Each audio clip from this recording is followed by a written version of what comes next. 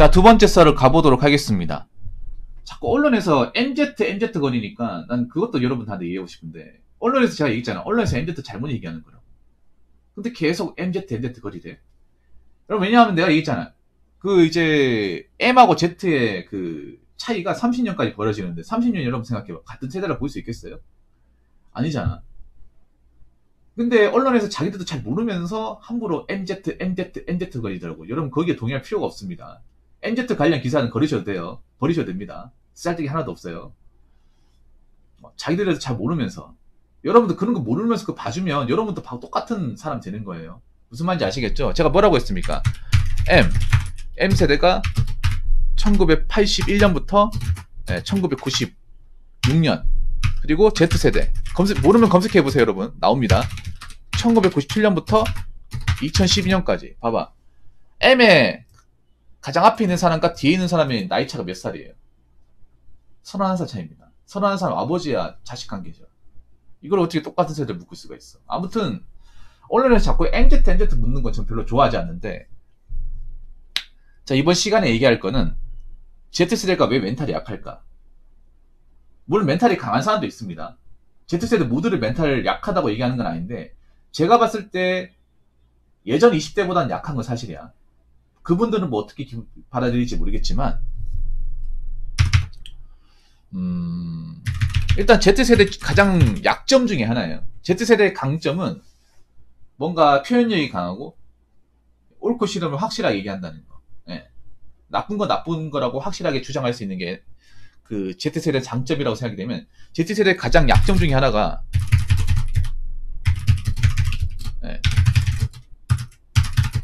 뭐냐 하면 바로 멘탈과 근성이에요. 누누이 얘기하죠. 근데 이 부분에 대해서는 아마 Z세대 분들도 반박하시는 분들이 없을 겁니다. 자기네들도 알아요, 이거. 예. 우리 젊은 20대 친구들, 그러니까 지금 1997년부터 2012년이라고 치면 딱 어디까지냐면 대학생부터 초등학교 고학년까지, 딱 거기까지입니다. 맞죠, 여러분? 2012년생이면 우리나라 나이도 초등학교 4학년이 되거든요. 그러니까 대학교 4학년부터 초등학교 4학년, 딱 학생 때까지네. 맞죠? 네, 멘탈과 근성이에요. 근데 이 친구들이 태어나면서 멘탈과 근성이 과연 약했을까? 선천적으로 약하진 않았을 거예요. 선천적으로 멘탈이 약하지는 않았을 겁니다.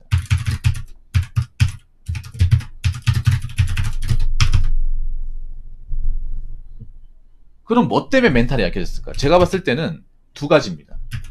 미디어와 이 교육 때문에. 요것 때문에 약해졌다고 생각합니다. 그래서 이번 시간에는 Z세대가 멘탈이, 그러니까 Z세대라고 말하기 그렇고 젊은 세대로 얘기하겠습니다. 아직 학생 세대. 학생 친구들이 멘탈이 약한 이유에 대해서 얘기할게요. 여기서 우리가 오해하시면 안 되는 게, 뭐 정말 멘탈이 아예 약해서 아무것도 못하는 얘기 아니라, 멘탈 강한 사람은 강합니다. 강한데 예전에 비해서, 그러니까 예전에 20대에 비해서는 약한 건 사실이다. 예. 그리고 이 친구들도 약한 데는 나름 이유가 있다는 사실을 분명히 전달하고 진행하도록 하겠습니다. 어디까지 제 생각이니까 너무 진지하게 듣지 마시기 바라겠습니다. 일단 첫 번째는요,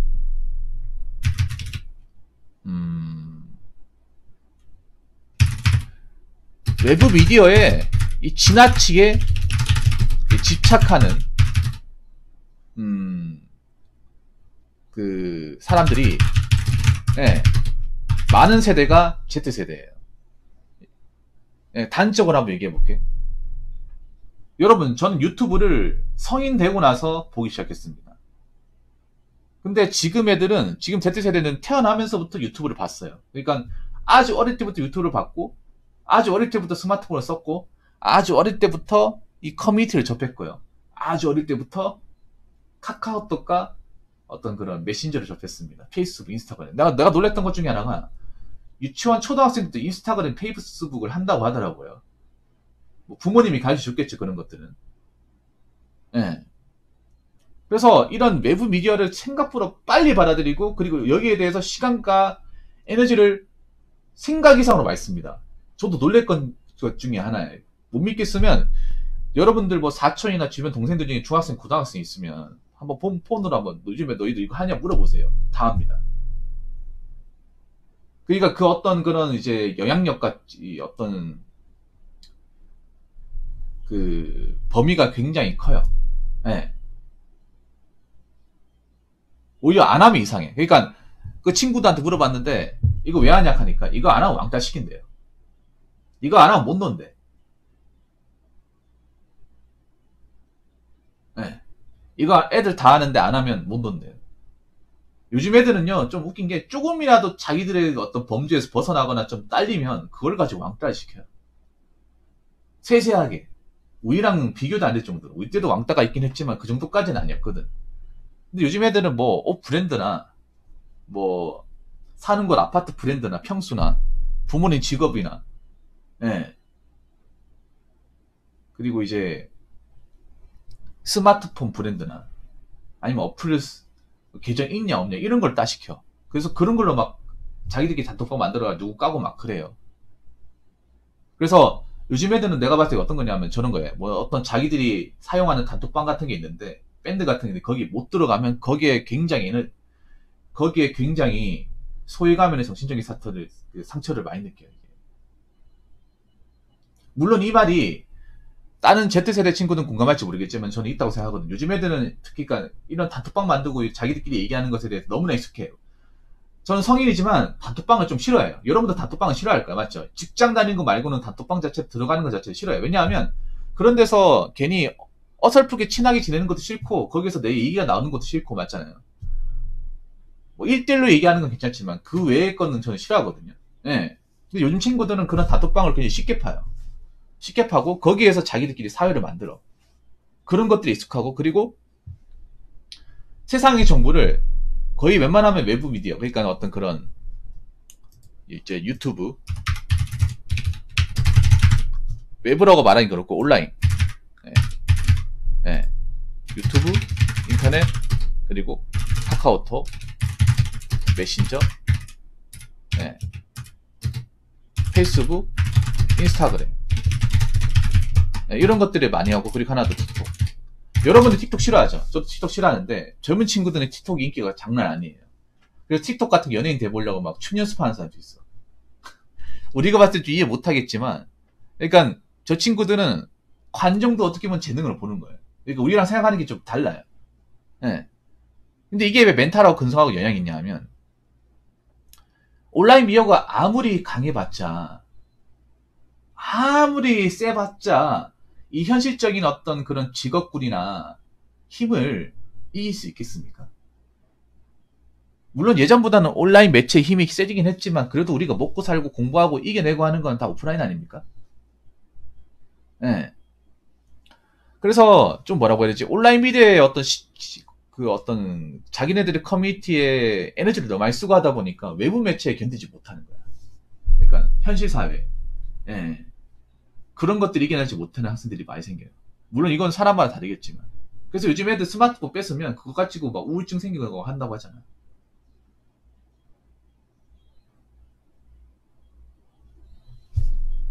그 두 번째는 뭐냐 하면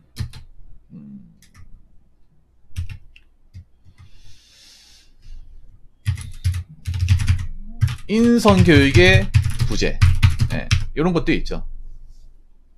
인성교육. 인성교육이 뭐냐 하면 그런 거죠. 우리가 예전에 학교 다닐 때 뭐 지각하면 뭐 몽둥이 10대씩 맞고 문제 못 풀면 막 손바닥 5대 맞고 막 그런 것들이 있잖아요. 네. 아니면 뭐 잘못된 거 막 혼나고 막 그랬잖아. 요즘에 그런 거 있습니까? 그런 거 없다고 괜히 막 선생님이 애 잡고 뭐 했다가 괜히 막 끌려간대. 교장실에 끌려간대요. 왜 그랬냐고. 요즘에 제가 제 방송에 현직 그 전교사님들 있죠. 선생님들. 남자 선생님들 제 방송에 몇 번 오시거든요. 얘기하는 게 요즘 애들한테 아무것도 못하겠다. 어떤 걸 태클을 받냐 하면 좀 비속어를 섞어도 뭐라하고요. 선생님이. 그러니까 약간 어떤 거냐 하면 선생이 학생에 대해서 주의를 주는 게 아니라 학생이 선생한테 주의를 주는 세상이야. 이 말이 됩니까 이게? 그리고 웃긴 게 뭐냐 하면 선생님이 수업 못 따라하면 그거 가지고 클레임을 건데 그 엄마한테 얘기해서 엄마가 또 학부모에 얘기해서 학부모 회장님이 그 선생님 불러가지고 따지는 거야. 이거 보고 좀 뭔가 좀 이상해 이게 뭐가 이상한 거지? 그러면 학생들은 무조건 수업만 듣고 끝내야 되는 건가? 야야스님 그렇잖아요. 이게 실제 얘기죠. 저도 야야스님 말고 몇 분, 제 방송 여교사님은 안 오세요. 남교사님 몇 분 왔었어. 님 포함해서 한 7명 왔어요. 저한테 하소연을 많이 해요. 그러니까 웃긴 게 요즘에 수업 가지고 학생들한테 그러니까 태클을 건데 우리 때는 상상도 할 수 없었잖아. 그러니까 선생님이 그냥 시키면 네 그렸잖아. 선생님 눈 밖에 나면 어떡하지 막 걱정을 했는데 지금은요 선생님이 혹시나 이거 가지고 애들이 엄마한테 얘기하지는 않겠지? 그래서 학부모에서 나쁜 소리 들리지 않겠지? 이런 거야. 그러니까 보면 왜 그런 것도 있잖아요, 여러분. 야야생님들 봤을 거예요. 왜 수능 강사들이 왜 인생 얘기 같은 거 하잖아. 공부나 인생 얘기 같은 거. 그거 그 공교육 이제 바닥에서 하다가 골로 가요. 예. 네. 그런 얘기를 못 해. 그러니까 야야생님도 그런 거야. 내가 이제 이해를 하게 돼, 선생님에 대해서. 왜냐하면 어떤 먹고 사는 것에 대해 현실적인 얘기를 하고 싶어도 그걸 가지고 또 어떤 학생이 기분 나빠가지고 예. 바로 엄마한테 이야기해. 엄마는 또 가만히 있지 못하고 바로 또 교장 스님한테 바로 다이렉트를 한단 말이에요. 그러면 교장 선생님 나중에 부르겠죠. 와보시라고. 혹시 수업 시간에 수업 내용 말고 다른 거 얘기했습니까? 예, 아니 그 뭐 수업 너무 지루해가지고 좀 인생 얘기했습니다. 다음부터 그런 거 하지 마세요.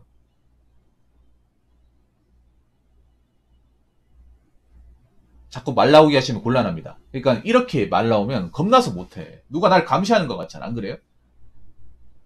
그러니까 이게 뭐냐 하면 그런 거예요. 뭐 공부하는 것도 좋지만 나중에 너희 성인 되고 난 공부도 중요한 게 이런 얘기 하면 이런 얘기 했다는 것만으로 민원 당하는 거야. 이게 정말 웃기지 않나요, 여러분? 그러니까 아니 이런 걸 가지고 민원을 걸 정도면 그 친구의 인성이라는 게 과연 좋겠냐고. 이거 나쁜 거 아니야, 여러분? 이게 뭐냐 하면 공부를 못하는 사람이 거는 게 아니라 공부를 잘하는 사람이 걸어요. 네. 그러니까 공부 잘하는 애들 중에 몇몇 애들은 좀 삐뚤 애들이 있는데 그런 애들 중에서 이제 뭐냐 하면 막 학원에서 이미 다 배워놓고 그냥 공격 와가지고 그냥 뭐 약간 선생님을 좀 알로 본다는 느낌. 약간 그런 느낌 있잖아. 공부 좀 잘하는 애들. 이미 학원에서 다 배운 애들. 예. 네. 그런 애들이 이제 선생님한테 얘기, 선생님, 저희 수업 진도만 해주시면 안 돼요? 그것만 하셔도 될 것 같은데. 뭐 이런 식으로 얘기를 해. 이게 참, 물론 옛날에 좀 그런 게 있었지. 공부 잘하는 애들한테 선생님 함부로 못하는 게 있었지만, 지금은 너무 심해. 예. 네. 약간 그런 느낌이라고 하더라고요. 야야생님도 들어보셨나 모르겠는데, 이 공교육을 요즘 학생들은 뭐라 하는지 아세요? 우리나라는 예전에 공교육을 공공재라고 하죠. 공공이 필수로 하는 것들. 나라에서 해주는. 공공재로 받아들이는데, 요즘 애들은 공교육을 공짜교육. 야야생 들어봤죠? 공짜교육이라고. 예. 공짜로 받는 교육. 그래서 질이 떨어진다. 예. 어차피 공짜교육인데, 잘해봤자 뭐하냐. 이런 식으로 생각하는 학생들이 있죠. 이게 참 웃기잖아요. 이거 좀 인상이 좀 나쁜 거 아니야, 여러분? 예. 오히려 요즘에는 학원 가서 학원 강사분한테 뭐 진로 상담이나 이제 농담을 더 많이 해요. 이거 없는 얘기 아니죠, 야야쌤님? 이거 없는 얘기 아니죠? 예, 만약에 제가 말하는 게 좀 심하게 보이면 태클을 거세요. 괜찮아요? 예, 저분도 지금 눈물 흘린다는 건 저한테 반발을 못 한다는 거예요. 실제로 벌어지고 있기 때문에. 예. 그러니까 어릴 때 뭔가 나쁜 게 있으면 나쁘다고 혼을 해야 되는데 혼낸 적이 없어요. 예. 이거 나쁘다. 이런 거 하지 말라고 혼나야 되는데 요즘 애들은 혼나 본 적이 없잖아. 그게 진짜 심각하다니까요. 그리고 세 번째는 뭐냐 하면 그런 거야. 외동 자녀의 증가. 네. 외동 자녀와 맞벌이의 증가. 이게 무슨 말인가 하면 여기 계신 분들은 형제 관계가 어떨지 모르겠지만 저는 이제 위에 누나가 있어요. 근데 제 어릴 때 보면 외동이 한 명도 없었어. 밑에 동생이 2명 있는 애도 있었고 한 5명 중에 1명은 형제가 3명 되는 애도 있었고 내 친구 중에 하면 누나가 2명이고 아니 여동생이 있고 남동생이 있고 형제 남매가 다 있었어요. 근데 내가 보니까 이제 살아보니까 이 위아래 있고 없고 차이가 굉장히 큰 것 같아. 예. 요즘 애들은 다 외동이에요. 지금 이 Z세대 상당수는 외동일 거예요. 외동은 훨씬 더 많을 거야. 예. 아마 이 2000년 넘어가서부터는 거의 다 외동일 거예요. 형제가 없죠. 그래서 누구 눈치 볼 필요가 없지. 누구를 챙겨줄 필요가 없죠. 나만 신경 쓰고 나만 최고고 모든 관심이 나한테 쏠리겠죠.